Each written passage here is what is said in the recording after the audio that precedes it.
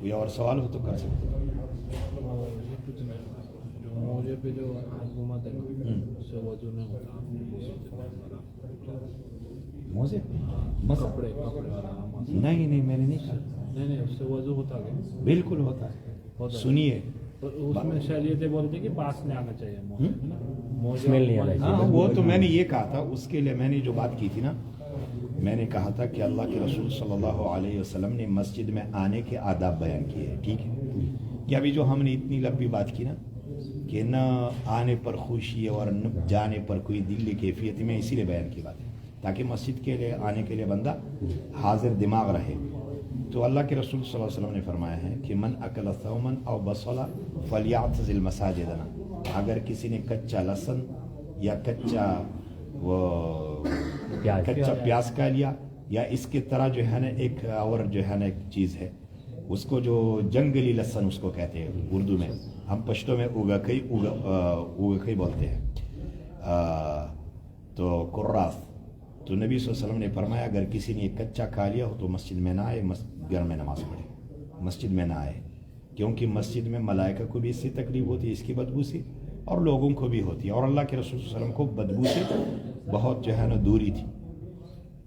تو میں نے یہ کہا تھا اگر کسی کی جورابوں سے یعنی یہ اسمیل اور بدبو آ رہی ہو نا تو اس کو چاہیے کہ جورابیں اتار دے ادھر اور صابن کے ساتھ خوب اپنے پیر دھو کے آئے.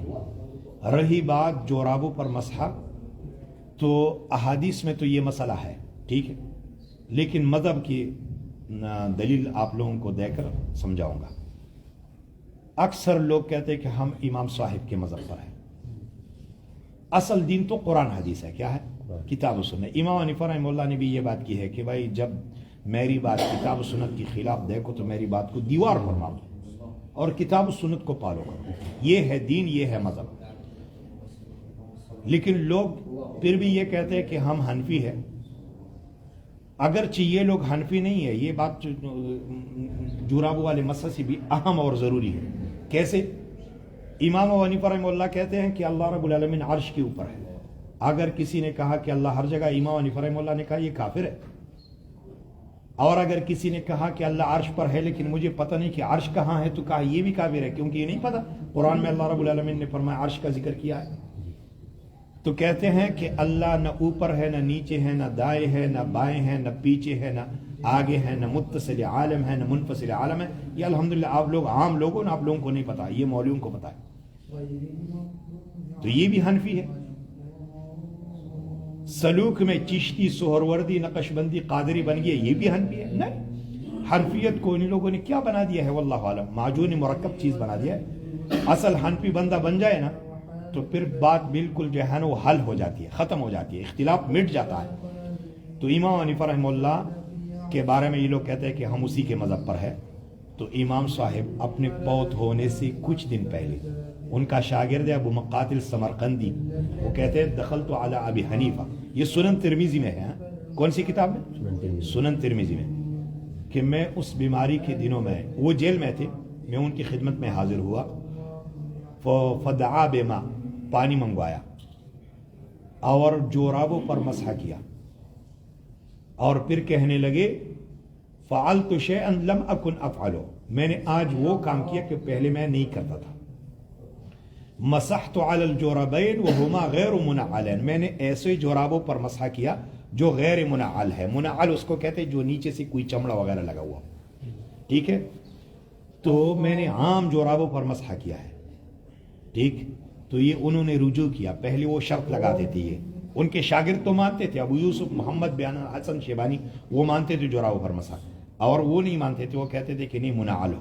لیکن آخری عمر میں کیا کیا؟ غیر منعل عام جورابوں پر مسح کیا. تو پھر جو ہے نا وہی کہتے ہیں کہ بھائی جورابیں وہ ہونے چاہیے جس میں اتنا سفر بندہ کر سکتا ہو. بھائی یہ کون سی جوراب ہے جو اس زمانے میں ملتے تھے, ابھی نہیں ملتے. یعنی ہر نہیں, وہ چمڑے کے موزے ہوتے ہیں, اس پر تو اتفاقاً ہے. ہاں اس پر بھی ہے. یہ جو کہتے ہیں نا کہ اتنے موٹے ہو کہ اس میں پانی نہ جائے, بھائیو یہ جو شروط ہے نا یہ غیر شرعی ہے, قرآن حدیث میں نہیں ہے. امام صاحب نے بھی رجوع کیا ہے اس سے. تو اپنے مذہب کو مانے اور جورابوں پر مسح کرے، ٹھیک ہے، لیکن اسماعیل اور بدبودار جورابوں پر نہیں، اسمیل اور بدبودار جورابوں پر نہیں، وہ اسی حکم میں آتا ہے جیسے میں نے عرض کیا، ٹھیک ہے۔ باقی جورابوں پر مسح بالکل جائز ہے اور کرے بندہ، ٹھیک ہے۔ اس میں حرج کیا ہے؟ یہ نکالنا پہننا، تو شریعت نے یہ تنگی ہم پر نہیں رکھی۔ اللہ رب العالمین نے فرمایا قرآن میں بھی اور احادیث میں بھی ہے کہ دین میں کوئی تنگی نہیں ہے، اس معاملے میں شریعت نے ہمیں اجازت دی ہے، ٹھیک یہاں ہے۔ پہ تو اللہ کا شکر ہے سہولیت ہے، کمپنی میں بھی وہ چپل وغیرہ ہے رکھا، تو اتر کے آپ کر سکتے ہو کمپنی میں، جو ہاں مطلب سہولیت ہے، کمبل آپ یعنی جوراب اتارے، جوڑا اتر کے نہیں نہیں نہیں نہیں نہیں میں بول رہا ہوں نہیں سہولیت ہے، نہیں نہیں، سہولت نہیں، سہولت یہ ہے کہ آپ جورابوں پر مسح کرو۔ نہیں ایک بال بول رہا ہوں کہ بھائی ہے، مطلب کسی کو اگر ایسا لگے کہ اگر بدبو آتی ہو تو وہ الگ بات ہے، وہ الگ بات ہے، ٹھیک ہے۔ باقی جورابوں پر مسح اللہ کے رسول صلی اللہ علیہ وسلم سے ثابت ہے اور شریعت نے رخصت دی ہے، شریعت نے، اور شریعت پسند کرتی ہے، اللہ پسند کرتا ہے کہ اللہ کی دی ہوئی رخصتوں پر عمل ہو۔ کیا ہے؟ اللہ کی دی ہوئی رخصتوں پر عمل ہو، ٹھیک ہے۔ یہ میں نے اسی لیے امام صاحب کا جو ہے نا حوالہ دیا نا کہ مومن بندے کے لیے تو کتاب و سنت پر جو ہے نا قناعت ہونی چاہیے۔ انما كان قول المؤمنین اذا دعوا الى الله ورسوله يحكم بينهم ان يقولوا سمعنا واطعنا واولئك هم المفلحون۔ مومن کی تو بات یہ ہوتی ہے جب بھی اس کے سامنے قرآن اور حدیث کے دلائل رکھے جاتے ہیں، وہ کہتے ہیں کہ ہم نے سنا، ہم نے یہ دلائل سنے اور ہم نے بات مان لی، اور اللہ نے فرمایا یہی لوگ فلاح پانے والے ہیں، ٹھیک ہے۔ تو مومن بندے کے لیے تو یہ کافی ہے، لیکن کچھ لوگوں کو قناعت نہیں ہوتی، اسی لیے میں نے امام صاحب کا حوالہ دیا۔ جزاکم اللہ خیر۔ اس میں بھی کچھ طریقہ ہے کہ اس کو مسح کرنے کا؟